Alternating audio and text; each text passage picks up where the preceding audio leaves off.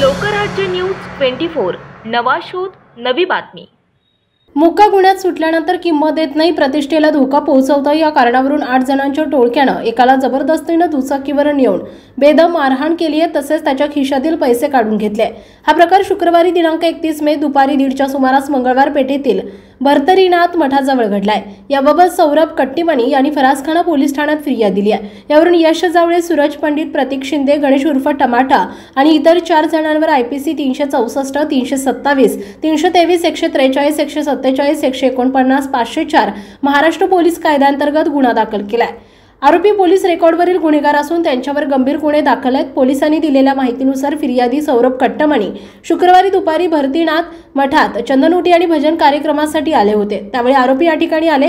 मुक्क्यासारख्या गंभीर गुन्ह्यात सुटले असताना सौरभ आरोपींना नीट किंमत देत नव्हता, तसेच त्यांच्या प्रतिष्ठेला धोका पोहोचवत असल्याच्या कारणावरून मुलाचा खून करण्याची धमकी फिर्यादी यांना दिली। आरोपींनी फिर्यादी यांना दुचाकीवर जबरदस्तीने बसवून मोहम्मदवाडी स्मशानभूमीजवळील मैदानावर नेले। त्यानंतर देसाई हॉस्पिटल जवळच्या मैदानात घेऊन गेले।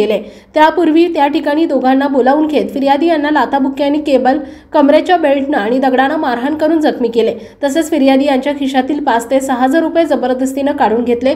पुढील तपास पोलीस करतायत।